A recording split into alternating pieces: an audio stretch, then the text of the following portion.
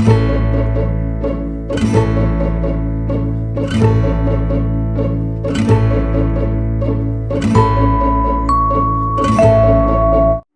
നിങ്ങൾക്കായി ഒരു special item ചമ്മന്തിയാണ് green apple ഉപയോഗിച്ച് റെഡിയാക്കിയിട്ടുള്ളത്.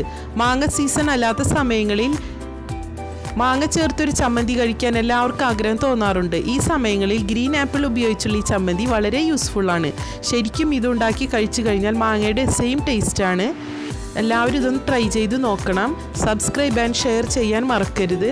ഇത് ഇനി എങ്ങനെയാണ് ഉണ്ടാക്കുന്നതെന്ന് നോക്കാം.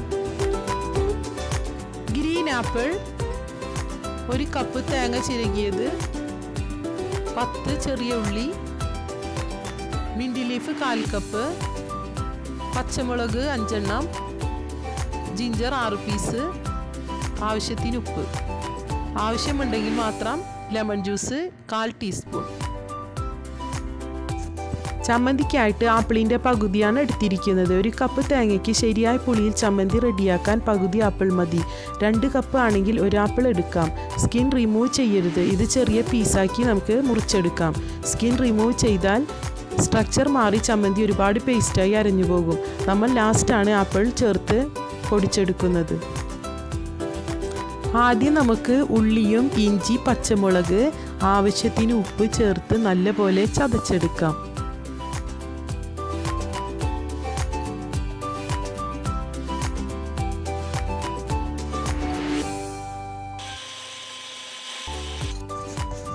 നല്ലപോലെ ചതച്ചെടുത്തിട്ടുണ്ട്. അതിന് ശേഷം നമുക്ക് ഇതിലേക്ക് 1 കപ്പ് തേങ്ങ എടുത്ത് വെച്ചതും പുതിനയും ചേർത്ത് പൊടിച്ചെടുക്കാം.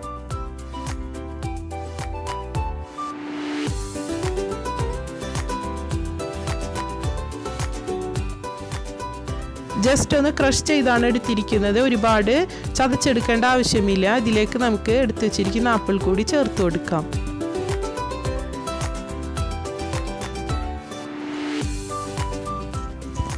ഇത് ചെറിയ ഗ്രൈൻഡർ ആയതുകൊണ്ട് 2 തവണ ആയിട്ട് അടിച്ചെടുക്കാം. ഒരുമിച്ചിട്ട് കഴിഞ്ഞാൽ ശരിയായി ചതഞ്ഞ് കിട്ടില്ല. അപ്പോൾ ഞാൻ 2 പാർട്ടായിട്ടാണ് ഗ്രൈൻഡ് ചെയ്തെടുക്കാൻ പോകുന്നത്.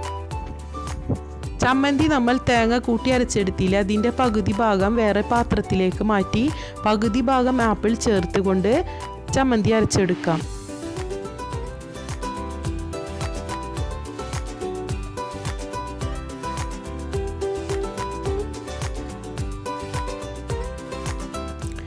പകുതിയായിട്ട് ചതച്ചെടുത്ത് നല്ലപോലെ പാകത്തിന് ഗ്രൈൻഡാക്കി എടുത്തിട്ടുണ്ട്.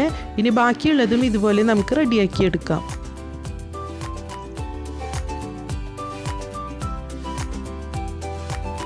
ബാക്കിയുള്ളതും ഇതുപോലെ റെഡിയാക്കി എടുക്കാം. ഇനി ഇതിലേക്ക് വേണമെങ്കിൽ 1/4 ടീസ്പൂൺ ഓപ്ഷണലാണ് ലെമൺ ജ്യൂസ് ഒഴിച്ചു കൊടുക്കാം. ഇതിൽ ആവശ്യത്തിന് പുളിയുള്ളത് കൊണ്ട് ഞാൻ ചേർത്തിട്ടില്ല കേട്ടോ.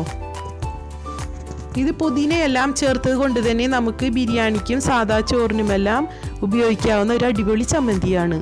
അങ്ങനെ ടേസ്റ്റ് ആൻഡ് ഡിലീഷ്യസ് ആയിട്ടുള്ള നമ്മുടെ ഗ്രീൻ ആപ്പിൾ ചമ്മന്തി റെഡിയായി കഴിഞ്ഞു.